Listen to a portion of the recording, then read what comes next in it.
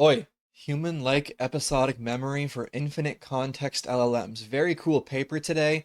If you are into long context or RAG or making LLMs more human-like, this one is for you. Very interesting stuff here. They had some human-inspired, human memory-inspired methods that they use to allow the LLM to dynamically choose which memories it got to use for a given task and have this work all automatically, aka no need for clunky RAG implementations or anything. I thought it was pretty cool. Before we get started, like, subscribe, comment, all the YouTube things. Support with that YouTube join button down below for as little as $1 a month, alternatively through Patreon or Substack as well. But if you do through YouTube, you get early access to my videos before everyone else sees them. Follow on Twitter, LinkedIn, all that stuff as well. Obligatory disclaimer, I say for most of today, I was at a 4 stars. I understood most of it pretty well, except for the graph theory stuff. I did not bother to look into that. Let's say I was a 2 star for that one little portion. Anyways, let's get to it. So they are proposing a novel architecture they call EMLLM that is designed to integrate crucial aspects of event cognition and episodic memory, a la what humans have, into transformers.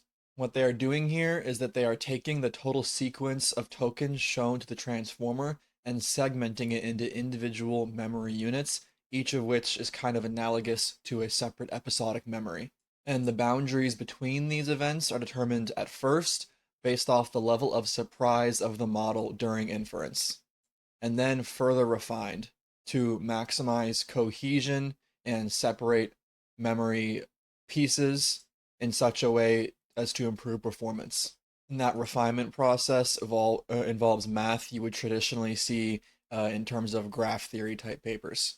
Most importantly, this whole process is apparently pretty minimal on additional computation cost, and they test this method on a series of human annotated podcast scripts, meaning those podcasts actually have already made human made chapters to them, and they do find, in fact, that this method they created with the LLMs shows that the LLM surprisal does in fact group the different portions of the podcast together in a way that correlates with the correct event structure as perceived by the human podcasters.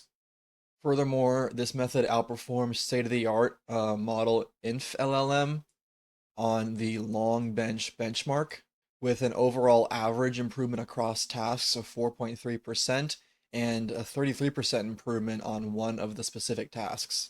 To be clear, that prior work, the InfLLM, segments the entire context length into fixed size memory units and then employs a top K or KNN lookup to sift between them, which means that that prior work, that prior best state of the art, could more so be seen as a form of hierarchical attention, whereas this work is a lot more dynamic, what we're going to do today. Here today, they do take some inspiration from human memory and how that works, but let's get to the actual method. So this EMLLM is designed to be applied directly onto the pre-trained LLMs, and it divides the context of tokens into three distinct groups: initial tokens, evicted tokens, and local context. The local context is just the most recent tokens, maximizing information for the current task. As you could imagine, and is already well known, is that the LLMs have biases towards both of the initial tokens in the prompt and the most recent tokens, commonly referred to as U-shaped attention curves. So for the paper, they're going to just keep all of those initial tokens and most recent tokens in the context at all times, and those get to use full softmax attention. It's this evicted token group that's interesting, and this comprises the majority of the past tokens if you're in a long context scenario. That group of initial tokens is, to be clear, 128 tokens long. And then for our evicted tokens and our memories, we quantify surprise by the negative log likelihood of observing the current ground truth token given the previous tokens in autoregressive model, with high values indicating unpredictability or novelty of each new token, and also using a thresholding mechanism. So what this looks like basically is just for every single token in the context, a given token is considered a potential boundary to a memory, to an episodic memory chunk, if its surprise value exceeds a threshold t, right? And this threshold t is not a set hyperparameter. It is actually dynamic, it's self-defined by the past context, or specifically the mean and the variance of the surprise of a window of the past context, and then a scaling factor, which is the actual hyperparameter in question that influences things here. So mu here is the mean of the surprise level for a window of past tokens prior to the one we're looking at. And then the sigma is the standard deviation of the surprise level of said window.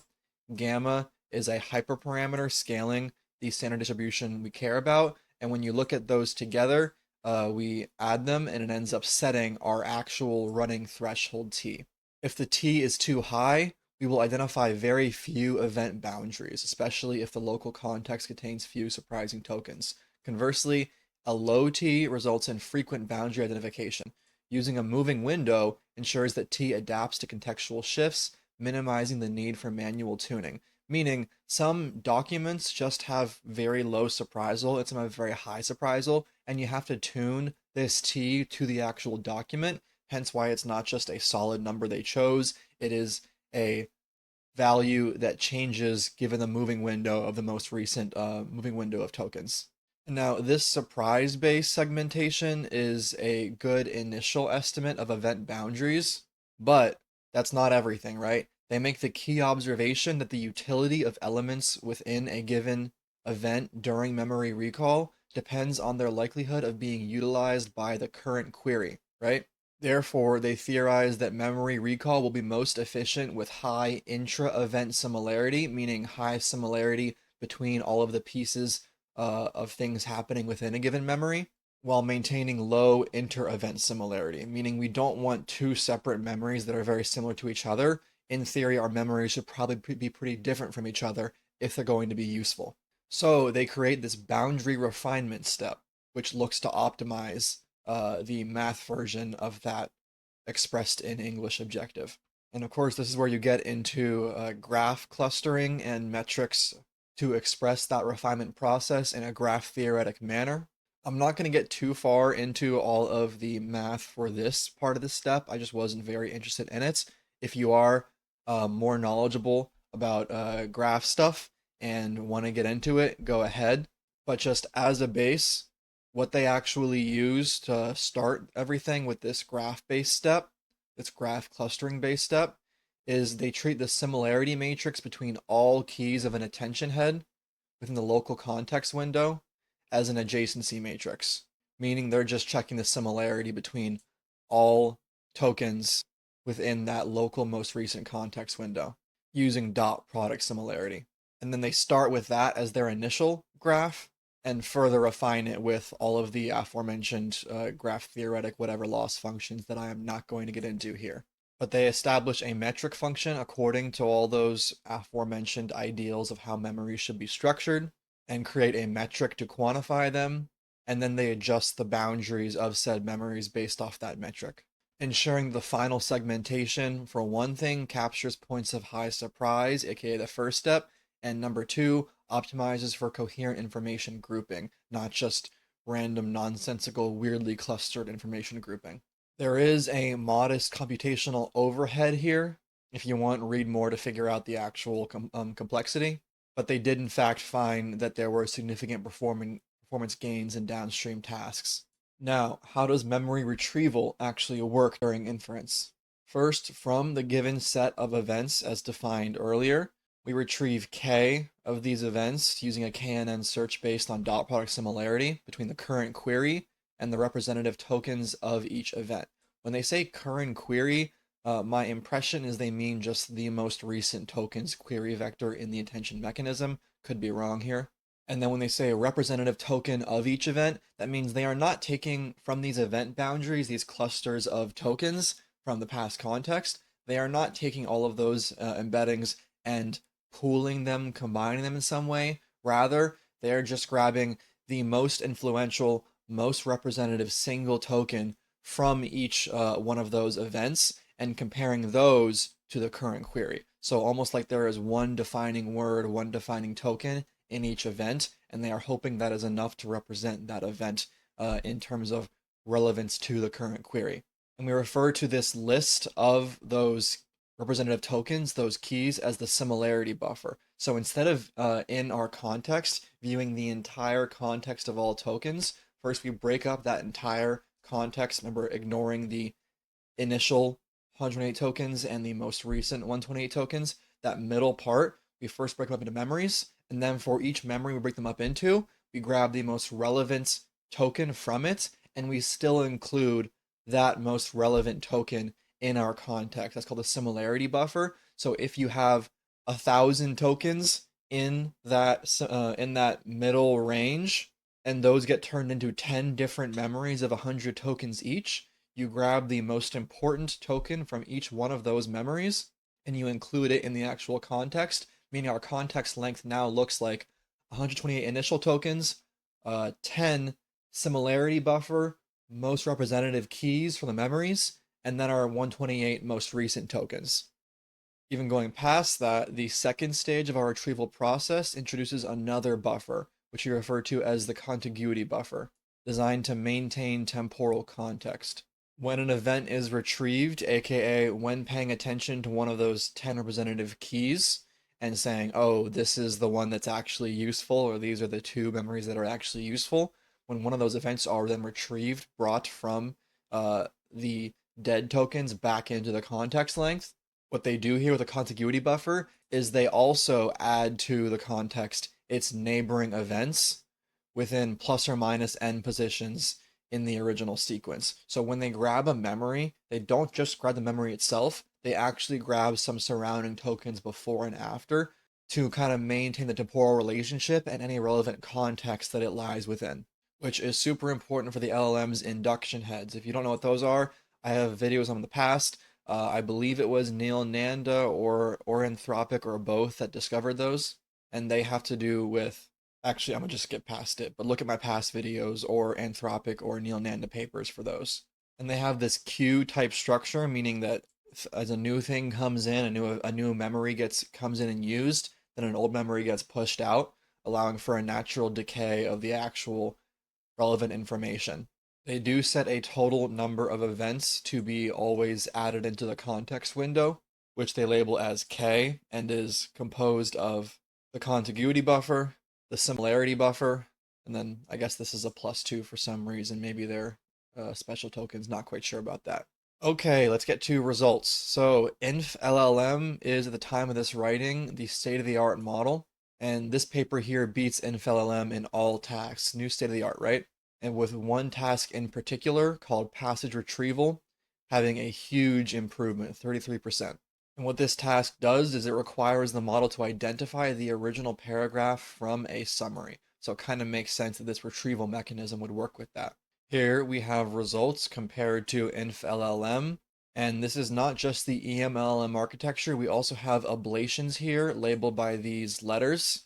S is just surprise threshold, so just looking at the CE at the loss and the some surprisal value and making boundaries based off that.